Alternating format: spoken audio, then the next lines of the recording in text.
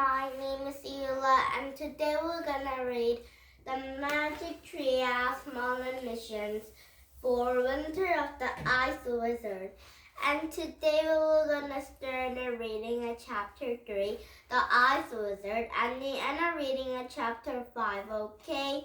And now, are you ready for this one book with a lot of stories?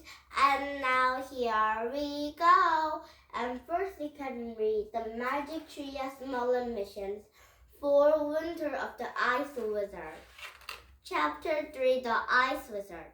The air inside the palace was even colder than the air outside. Moonlight floated through the tall arches of walls. The floor shined like a skating rink. Thick columns of sparkling eyes held up a doomed ceiling. "Welcome, Jack and Annie," boomed a voice from the beyond-comers. Jack gasped. "Is that Merlin?" he whispered. "It does not sound like Merlin," whispered Teddy. "But how does he know our names?" whispered Annie. "Come, Jack and Annie, I have been waiting for you," bellowed the boys. "Maybe it is the Merlin," said Annie. "Maybe he just using a different voice. Come on." "Anyway," Jack hoped, but Annie had already disappeared to the sparky room. "We have to follow her," said Teddy and Kathleen. The three of them hurried after Annie beyond the canyon's steps and made of the carve of ice led from the platform. Sitting into the throne of the platform with a huge billowed man. The man used the throne was definitely not Merlin. He was dressed like a warm robe, dreaming face, brushy bird, and the black eye patch. He leaned forward and glared down at Annie with his one good eye. "Who are you?" he demanded. "I expected Jack and Annie from Frog Creek," and he stepped toward the door. "I am Annie, and he's Jack," she said. "And these are our friends, Teddy and Kathleen. We come in this peace." "Annie, Jack," the man snorted. "You're not Annie and Jack. You're too far, too small." "We're not too small," said Annie. "I'm 9, and Jack's 10. "But you're children," the man said with scorn. "Jack and Annie are heroes." "Well, I don't know if I'd call us heroes," said Annie, "but sometimes help Merlin and Morgan they play." "Annie!" "Shh," said Jack. We didn't trust the man on the throne and worried about the Annie was saying too much. But Annie went on. "In fact, Merlin told us to come to a land beyond the clouds today," she said. "He sent us a message writing on the stone." Said the man on the throne. "Perhaps you really are Jack and Annie." He leaned forward and spoke it into a low voice. "To Jack and Annie from Frog Creek. My staff into the street became my staff of straight had been stolen. On the winter solstice, journey to the land behind the clouds, traveled to the setting sun and restore my staff, or will be lost." And Jack didn't understand. How do I know that wasn't the Merlin's message?" the man says. "I know because I wrote it myself. I hope it would find its way you somehow.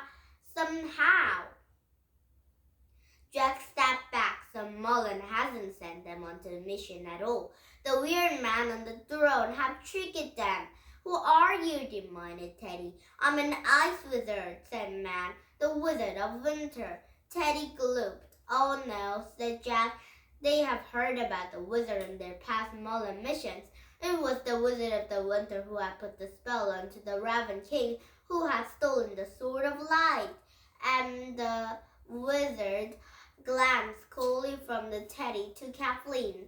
And who are the two of you? I'm Teddy of Camelot, said Teddy.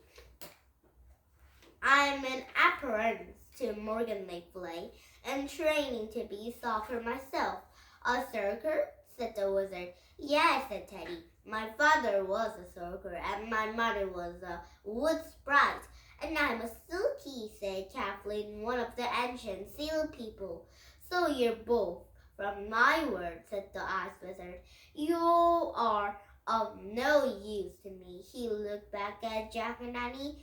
I'm an interest only the two motors, Jack and Annie of Frog Creek.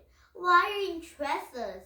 Said Jack. Because of what you have done for Merlin. Below the ice wizard for Merlin, you find the Merlin so you can find the diamond of dynasty for Merlin. You find the sword of light.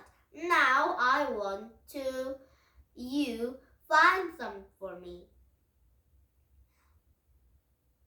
And what do you want us to find? Asked Annie.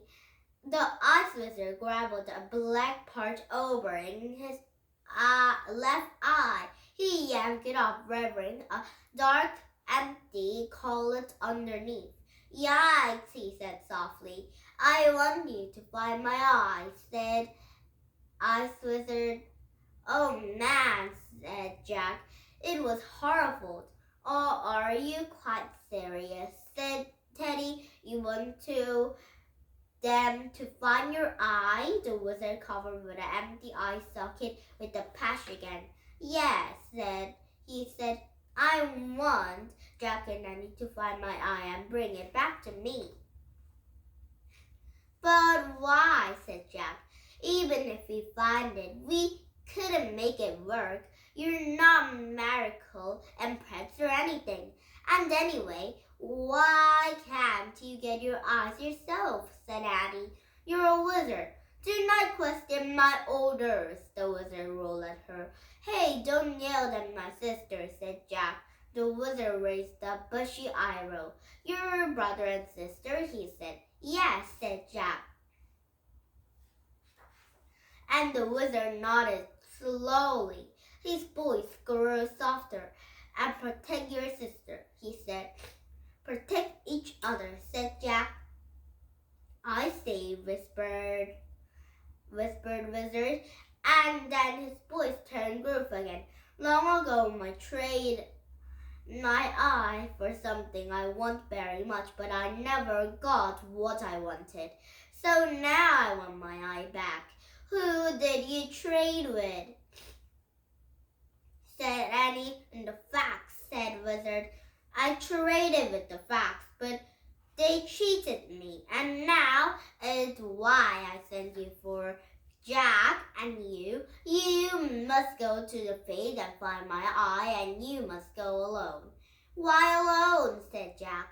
Because only mortals can do the bargain with the fates, said Ice Wizard.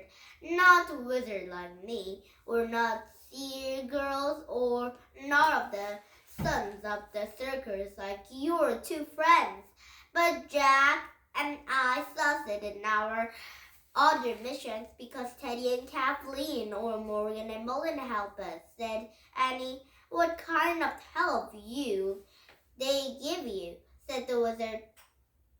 Well, mostly magic and my mom's riddles, said Annie. Ah, that should do the same, said the wizard. He thought for a moment and leaned forward of his throne. A growly voice, he says, take my sled and find your way to the House of Norns and to the Church of the Bay. Pay them whatever they tell you to pay, and bring back my eye and break on the day. The wizard reached up the floats of his raglet and pulled it down to a strange with a row of notes. The wind steering will speed you on your journey, he said. He tossed the string to Jack. What's a ring string? Jack wondered. And who are the gnomes? Before Jack could ask any question, the ice wizard pointed at him. Now listen carefully to this warning. He said, beware the white wolves of night may follow on in your quest. Never get and catch up with you. If they catch you, they will eat you. Jack felt a chill run down his spine, and the ice wizard picked it up and cobbled a woolen stick from the floor beside his throne. It was smooth, polished wood, glowing with the moonlight, and Teddy gasped. "'Tis Merlin's staff of straight," he said. "Indeed," said the wizard. He turned to Jack and Annie. "Go now, by my eye," he said, "or you'll never see Merlin and Morgan play again." "What have you done with them?" cried Annie. The wizard stared coldly.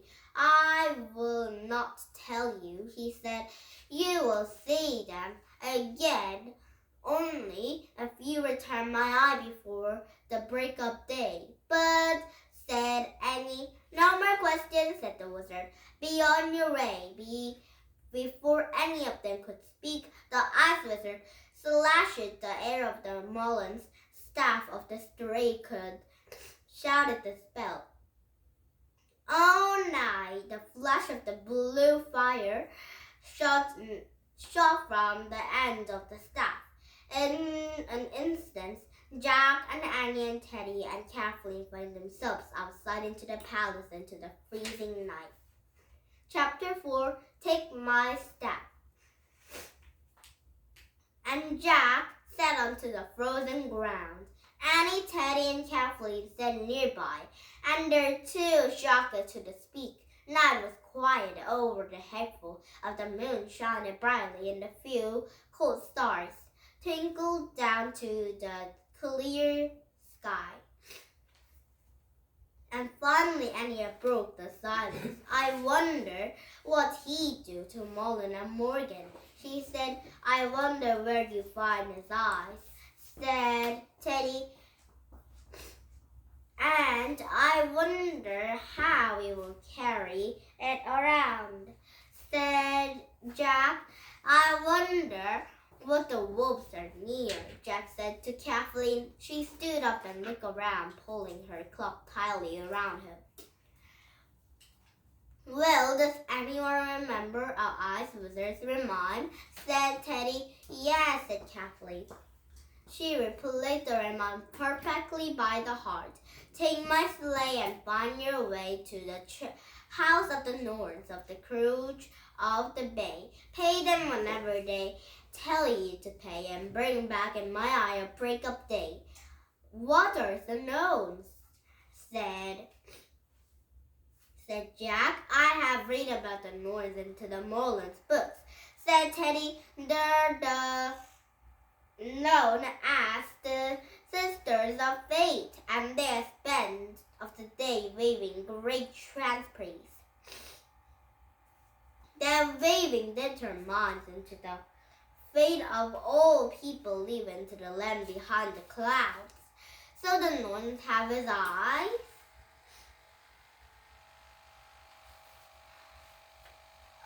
Said Jack. Who does that mean when he said to the traded with the fates?" "It would seem so," said Teddy. "He said we should take up the slave to find them," said Annie. "There was a sigh." "Look," said Kathleen, pointing. "'Tis was there." "Oh, wow," said Annie. Not far away, a strange-looking silver sight glared silently from behind a snowbank. The sleigh looked like a small sailing ship with the tiny runners. No one steering it, but no horses of reminder are pulling it. From its mast, a white sail dropped a still air, and the side of the stopped and airy hurled chatted the climb of the windless night. "Wolves," said Teddy. "Let's make of the hest. Kathleen grabbed his arm. And do not run, she said. If we run, they will chase us. Yes, of course, said Teddy. They must not see they're afraid. And another howl chattered into the air. Run, said Teddy. They all have charged across the snow into the sleigh of the scrambling into it. And Teddy and Kathleen stood into the front, and Annie and Teddy stood at the back.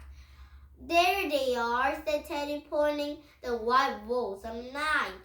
And Jack have turned the two large white wolves, dashing across the plain into the moonlight. As the wolves ran to the sled and their big paws scattered snow around them. Go, go, go, cried Jack, crouching in the front of the sleigh. But the sleigh didn't move, and the wolves keep coming. How can we make it go? Cried Jack. Use the wind string, said Teddy, and Jack pulled the knotted string Wizard had given him out of his pocket. Use it how? He shouted. Untie a knot, said Teddy. And Jack had pulled off his gloves, and his fingers were trembling up and down to try to untie one of the knots. This is crazy, he thought.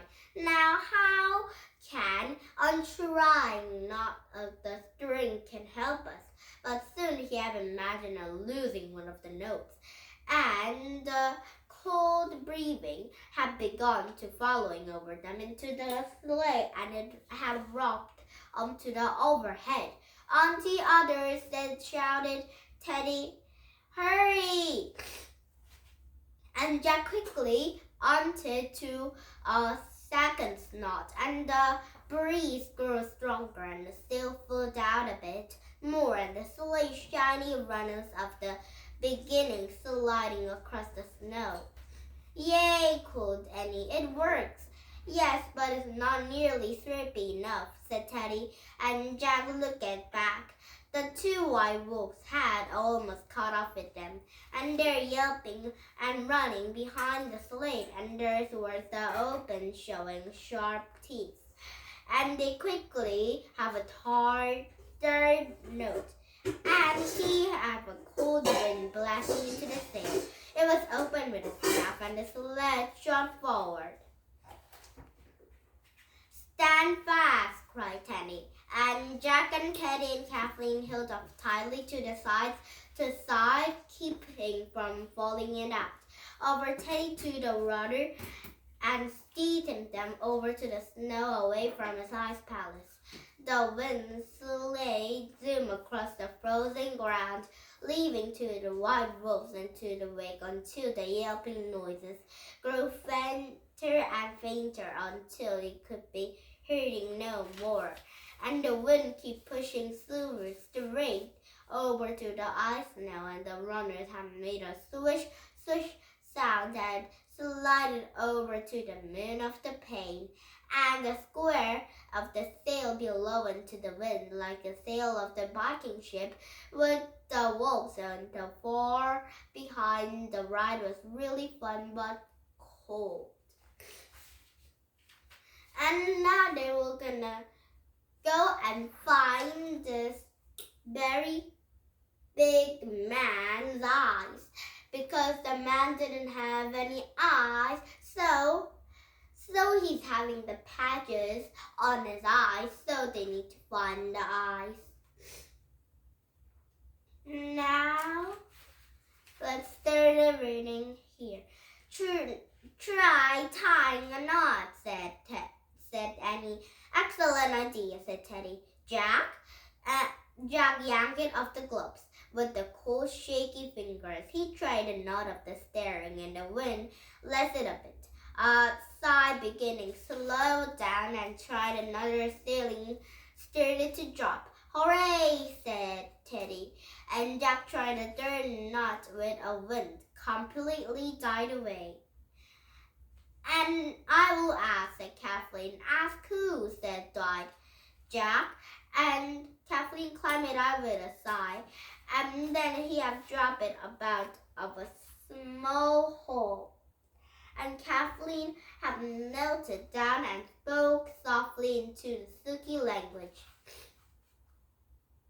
Now they were gonna go inside the water again because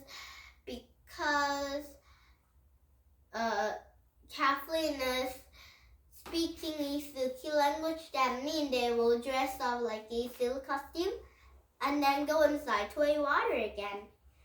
And a moment later, she stood up. The seal told me to cover a bay last, though beyond those of the sea rocks.